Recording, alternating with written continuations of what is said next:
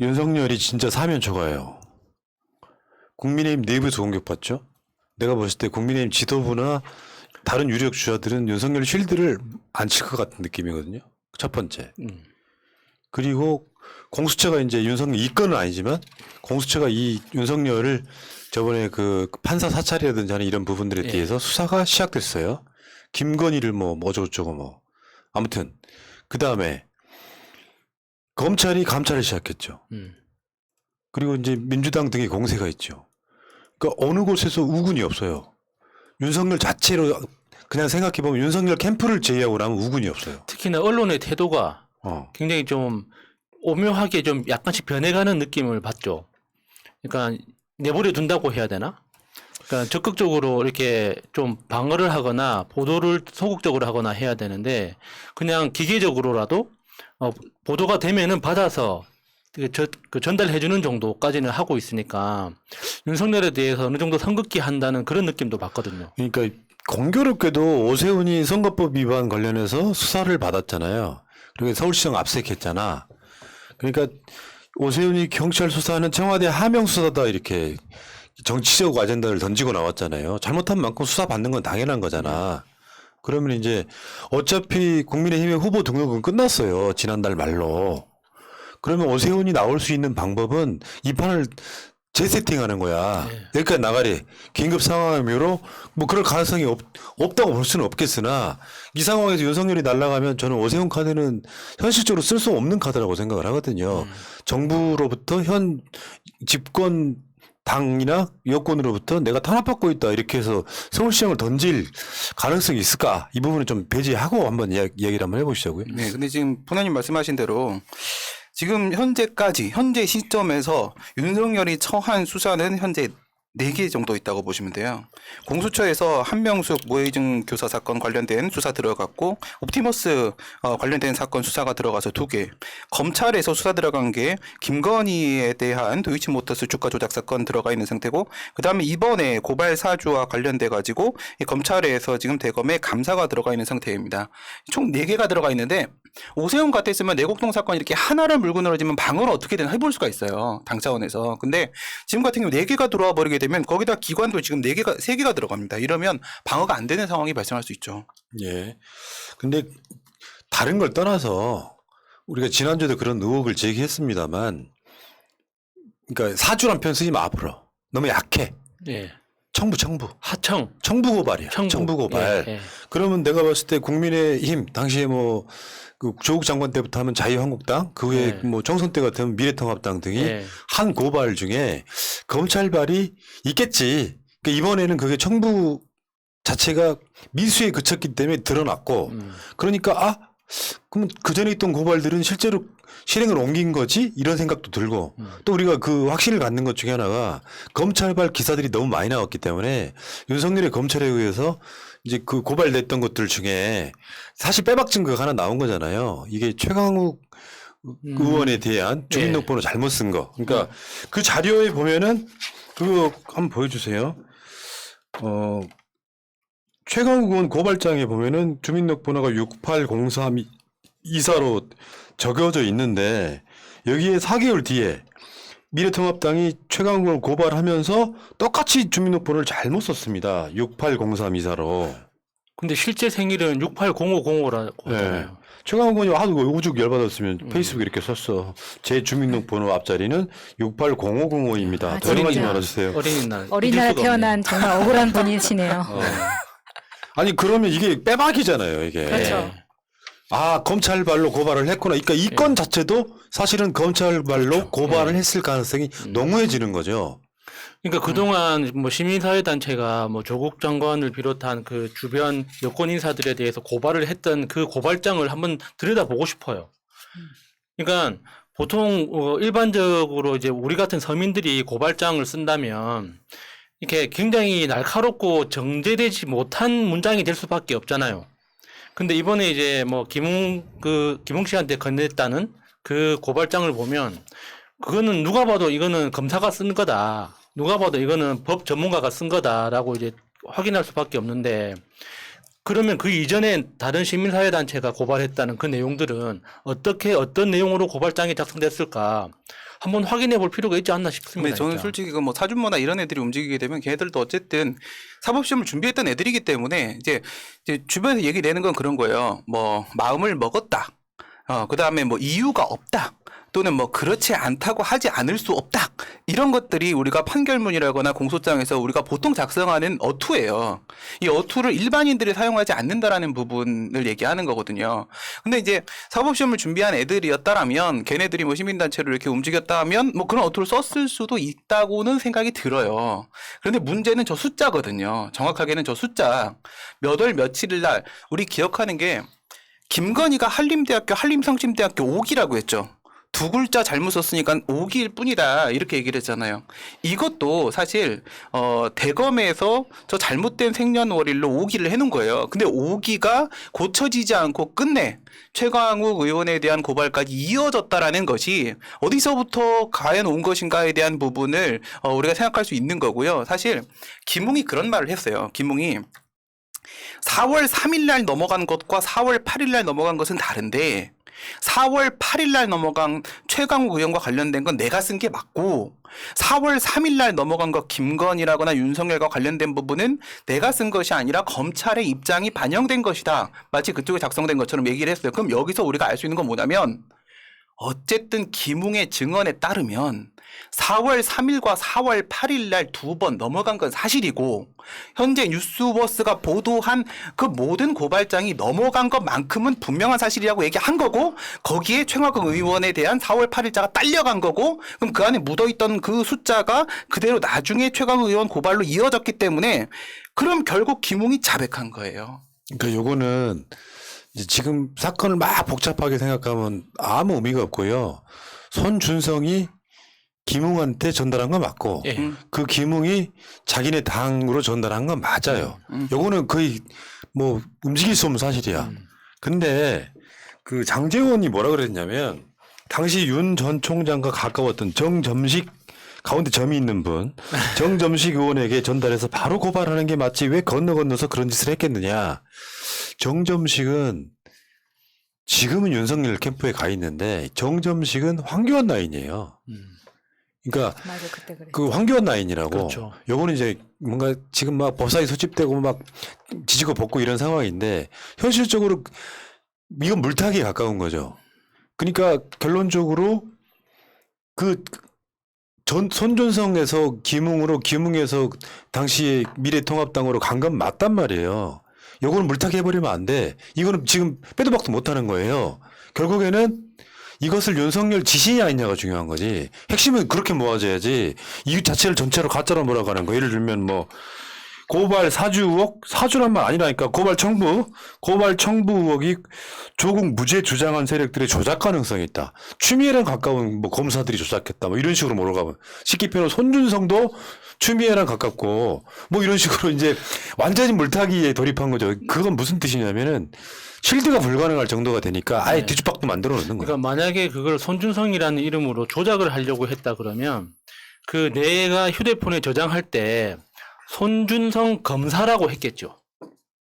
그러니까 만약에 손준성이라는 이 이름 석자만 입력을 했다는 건 그 사람과 동등하다는 뜻이에요.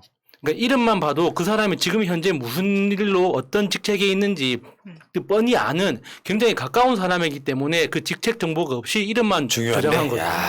나 그거 중요하게 봐야 되는 그러니까 만약에 거잖아요. 우리가 손준성이라는 이름을 가지고 조작을 시도했다. 그러면 누가 봐도 아 손준성이라는 사람이 검사구나. 라는 걸 알 수 있도록 손준성 검사 가로치고 뭐 어디 부처라고 딱 이렇게 해놨겠죠. 나한테 가끔씩 연락 오거든요. 전화번호 어떻게 알고? 예. 신비한 그러지 마. 연락처를 너무 까가지고. 제가 여기서 더 정확한 거 얘기 드릴까요? 아니, 잠깐만. 근데 처음 받는 전화는 내가 기억을 하기 위해서 그 사람한테 들은 이름하고 특징을 써요. 그렇죠. 그래야 나중에 내가 예, 기억을 하니까 예. 그거 중요한 얘기네. 예. 근데 이게요. 그러니까 제 텔레그램에도 푸나님 같은 경우에는 푸나님 괄호 열고 새날, 마차님 괄호 열고 새날 이건 내가 입력을 한 거예요. 나중에 찾기 쉬우려고. 네. 푸나님이 그렇게 적은 게 아니잖아요. 그러면 저 이름 어떻게 돼 있습니까? 혹시 잠깐만요. 네. 푸나 그 새끼 이렇게 쓰진 않죠. 그렇게 돼 있나? 근데 제 이름 어떻게 돼 있냐면요. 제 이름을 따로 저장하지 않으신 분 같은 경우에는요. 입력하지 않으신 분은 민심으로 돼 있습니다. 무슨 말인지 아시겠죠? 이 텔레그램이라는 게 거꾸로 돼요. 이름 성과 이름이 거꾸로 해서 민심으로 돼 있거든요. 자기가 입력해 놓은 대로. 네. 그러니까 이게 만약에 이 기뭉하고 기뭉이 중요한 게 아니죠. 그 중간 전달책. 예. 그러니까 국민의힘 관계자. 얘 텔레그램을 보여준 거네요. 근데 얘 텔레그램에 손준성 이름이 손준성 써 있다고요. 준성 손으로 안 써 있고 손준성이라고 써 있다는 것은 이 관계자와 김웅 그리고 손준성은 서로 다 아는 사이고 그렇게 전달을 받았다라고밖에 볼 수 없는 증거예요. 아, 근데 그거 조금 약간 틀린 팩트도 있어. 뭐냐면 나는 그 텔레그램에 저장을 할 때 성과 이름을 따로 쓰잖아요. 근데 네. 그렇게 뒤집어지기 때문에 한 번에 쓰. 성에다 한꺼번에 써버려요. 그런 경우도 있긴 있어. 손준성이가 그런 애였군요. 아니 근데 네. 이 상황은 아는 사이에 아는 사이. 네, 그러니까 네. 그 손준성한테 김웅이 받았을 때 이미 오래전에 동기인데다가 친한 사이여가지고 그냥 이름 써놓은 거예요. 뭐 그건 우리가 논란거리도 안 되는 거지. 아니 아무튼, 그리고 전혁수 기자가 김웅하고 통화를 할 때 이미 김웅은 준성이가라는 말을 워딩을 했다고 하잖아요. 그러면 거기서 이미 다 팩트는 그쵸. 증명이 됐다고 생각이 들고 김웅이 좀 안타까운 거는 이런 거예요. 이 텔레그램이 업데이트가 되면서 나랑 같은 방에 있었던 사람과 주고받은 대화도 저 사람이 쓴 것도 내가 지울 수 있게 하는 기능이 업데이트가 됐거든요. 근데 그 전에는 이게 김웅이 지금 잘못한 게 뭐 확인하시면 방폭파 이렇게 썼잖아요. 그러면 본인이 폭발을 하고 나가야 그게 가장 확실한 겁니다. 본인이 주고받은 모든 대화를 삭제를 하면은 가장 확실한데 본인만 나가버리잖아요. 그러면 그거야말로 최악의 그냥 잣대는 거예요. 아. 처리가 왜냐하면 불가능하지. 나한테는 모든 자료가 없어졌는데 상대방은 다 가지고 있는 딱 거거든요. 그 케이스예요 지금. 그러니까 그 관계자가 캡처를 할 필요도 없이 이미 현재 가지고 있는 거예요. 가지고 있는 네, 거예요. 가지고 저도 있는 이런 거예요. 식으로 가지고 해서 제가 하나 갖고 있는 게 있거든요. 여차하면 풀려고. 가끔씩 있지. 거기도 상대방이 멍청했어? 아니, 텔레그램 쓰는 건 우리가 선수예요. 그렇죠. 왜냐하면 이 바닥에 제일 먼저 썼기 때문에. 그렇죠. 네.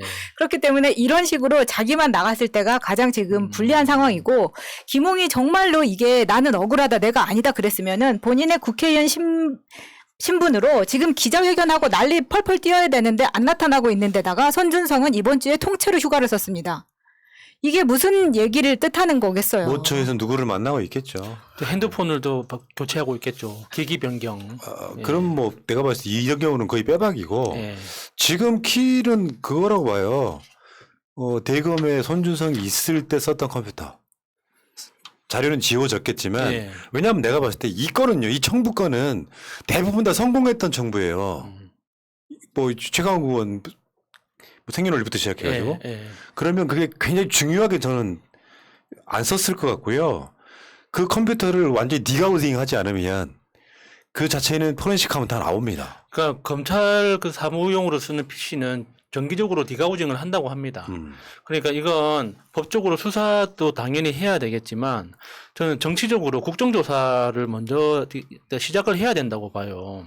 그래서 그 수사 라인이 있었던 그 당시에 윤석열 검찰총장 시절에 그 수사 라인이 있었던 모든 사람들을 싹 다 소환해가지고 국민들이 보는 앞에서 그러니까 법정에서 판단하는 게 아니라 국민들이 직접 판단할 수 있도록 그 무대를 만들어줘야 된다고 생각합니다. 예.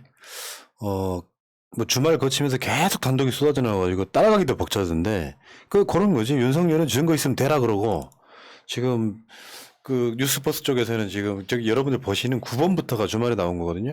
윤석열 지시로 수사정보정책관실이 김건희 장모 전담 정보 수집. 이거 위법성 엄청 크고요. 대검 검찰 조직을 사유화해버린 거고 다음에 김웅 손준성 발고발장 전달 뒤 확인 후 방폭파. 좀 전에 보셨죠? 방폭파라는 말은 이거 위법이라는 거 알고 있었다는 뜻이고요. 그렇죠. 그러니까 공익 제보의 문제가 아니라는 거고. 잠깐만. 그다음에 김웅 의원과 야당 관계자 채팅방을 이제 뉴스버스가 또 공개를 한 거예요. 손준성이 보냈다는 거를 그 자료들까지 쫙 공개를 해버렸거든요. 다음에 김웅하고 이제 그 기자 이름 뭐였더라? 까먹었다. 전혁수 기자. 전혁수하고 전혁수. 둘이 이제 네. 통화했던 내용.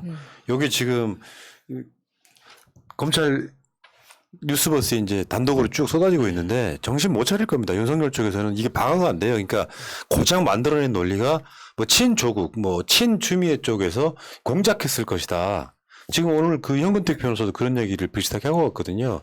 요거는 내가 봤을 때 검찰 내 윤석열 반대파들의 작품일 가능성이 높다. 근데 그게 친조국이나 친추미애가 아니고 공안, 뭐 황교안 이거 공안에서 홍준표. 맞아요. 네. 그 과정에서의 자기들끼리 셀프로 지금 윤석열 제거 작전 들어갔다 이렇게 그러니까 보는 윤석열 말대로 우리 같은 사람이 이 공작을 한다 그러면 아까 이야기했던 그 핸드폰에 이름을 저장하는 것도 그런 식으로 안 했겠지만 그 실명 판결문 그걸 어디서 구할 수 있단 말입니까?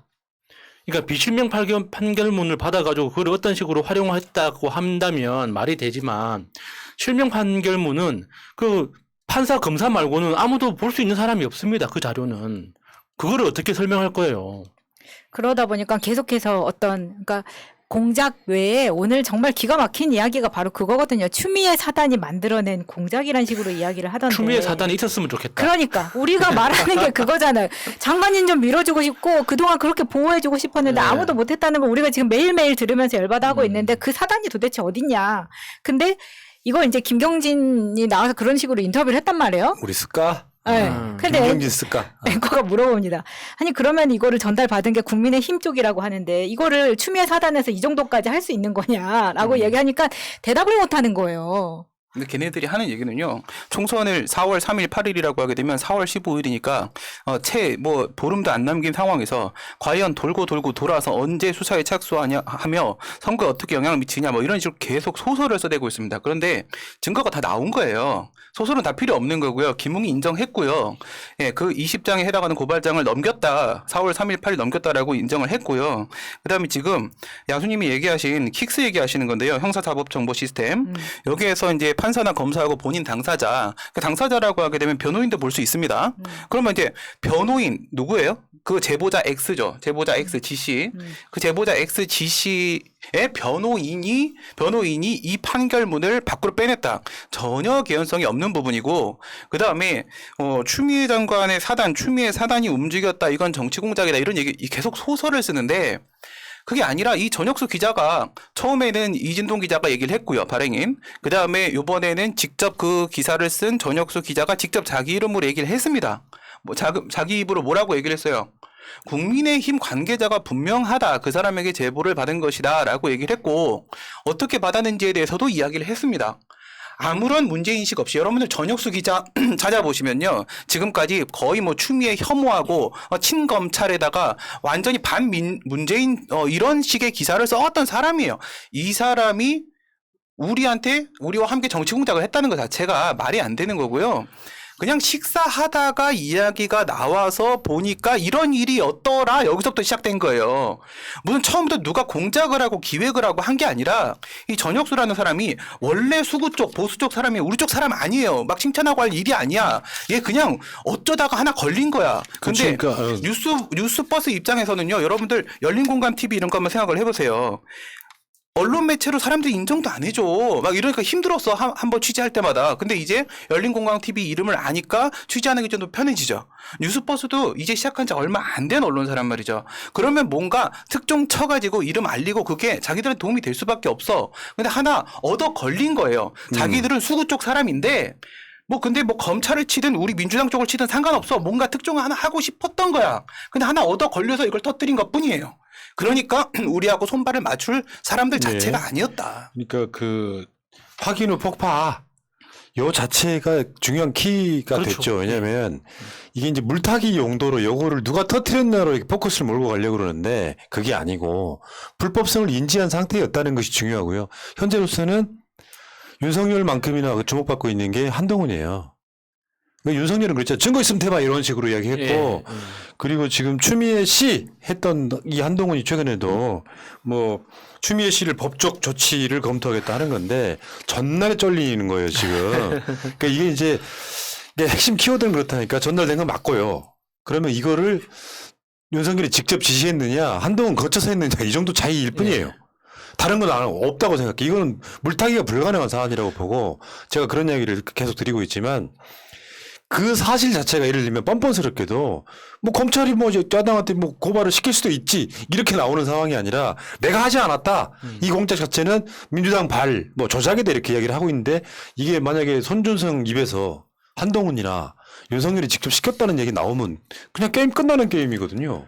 근데 손준성이 혼자 이 불법성을 갖고 혼자 이 법적인 책임을 질 것이냐 말 것이냐 그것만 우리가 지켜보면 되는 거예요. 다른 뭐 장재원 이야기 이런 건 듣지도 마시고 그건 텔레비 나오면 텔레비 깨버리세요 그냥. 충분히 가능한 중간에 이제 말씀이십니다. 그 김웅이 그 자료를 받았던 그 시기를 생각을 해보면 4월 3일 처음 그 자료를 받았다고 하잖아요. 손준성은 안 보냈다고 그런 일이 없다고 하지만 어쨌거나 김웅은 받았잖아요. 그러니까 김웅이 받은 그 날을 생각해 보면 선거운동이 4월 1일부터 시작했단 말이에요. 4월 3일이면 사실 똥 쌀 시간도 없을 만큼 엄청 바쁜 시간입니다. 그런데 그 엄청 바쁜 시간을 쪼개서 그 자료를 확인했기 때문에 전달 후에 방폭파하라는 지시를 마지막 문장으로 써넣었을 거 아닙니까? 내가 받은 그 자료가 뭔지도 모르는데 일단 받았고 전달할 테니까 전달하고 나서 폭파시켜라. 이건 말이 안 되는 거잖아요. 그렇게 바쁜 상황에서도 그걸 다 내용들을 확인하고 아 이거는 중요하니까 전달 후에 폭파시켜라. 라고 했다는 거 이 자체가 굉장히 중요한 거예요. 예. 일상적인 때가 아니란 굉장히 말이에요. 신경 썼다는 거죠. 근데 네. 요거 타고 올라가 보셔야 되는데요. 맨 마지막에 받은 사람이 정점식이에요. 그 다음에 이거 제보자인 중간 전달책이 있어요. 중간 전달책 바로 위에 김웅이 있어요. 그 바로 위에 손준성이 있고요. 그런데 맨 꼭대기엔 윤석열이 있겠죠. 지금 푸나님 얘기하신 거는 그 맨 꼭대기엔 윤석열과 두 번째 있는 손준성 사이에 한동훈이 있을 수 있었다라는 아니 지금 100%죠. 왜냐하면 네. 그게 검은 육자 사건과 연관성이 있는 지금 고발 청부 사건이기 때문에 사실 이거를 주도했을 가능성이 높은 게 한동훈이고요. 맞아요. 한동훈은 당연히 윤석열 오다를 받았을 거고 이게 일망타진의 가능성이 있는 굉장히 중요한 사건이 대선 국면에서 뻥 터진 거예요. 그러니까 4.15 총선은 두 개의 유착이 있었던 거예요. 검찰과 검언 유착과 검정 유착과 두 개의 유착이 있는데 검언 유착 쪽에서는 먼저 한동훈이 움직인 거고요. 이 움직인 이 사건이 불발이 된 후에 검정 유착으로 넘어가게 되는데 여기에 손준성이 있는 거거든요.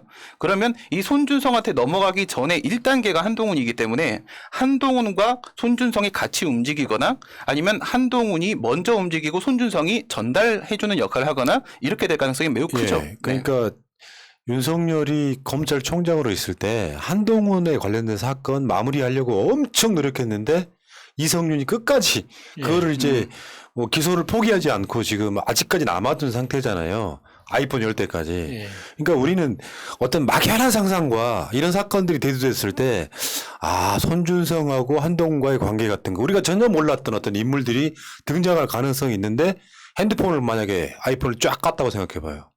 그건 판도라의 상자에 가까울 거 아닙니까? 그러니까 끝까지 안 열면서도 저지랄 하는 거예요. 한동훈이가 추미애 씨 하면서 이 건방을 떠는 이유는요.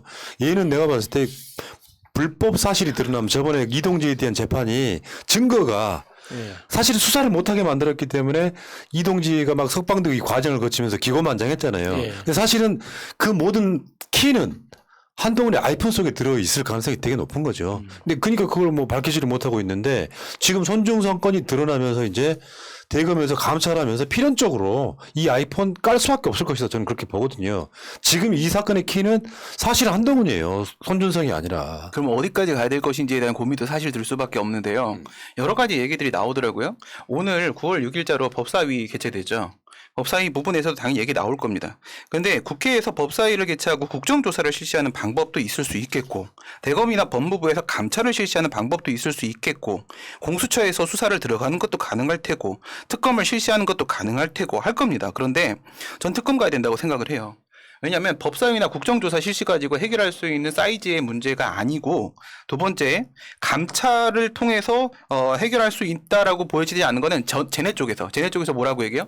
쟤네 쪽에서 김호수 검찰과 박범계 법무부는 믿을 수 없다라고 하면서 응하지 않겠다고 했어요. 예. 그래서 이걸 버려야 되고 공수처 같은 경우에는요 이미 이진동 기자가 이 부분에 대해서 진정을 넣어내도 불구하고 공수처가 이거 그냥 묵살해 버렸어요 이 사건. 예. 그렇게 되면 공수처한테 믿을 수 없는 거고 현재 갈 수 있는 곳은 특검밖에 없다. 특검으로 예. 밀어붙이는 것만이 가능하다 이렇게 생각합니다. 그러니까 윤석열 이야기는 이따가 2부에서 다시 조금 더 다뤄야 됩니다. 방송 구성상. 자, 윤석열 1부 끝.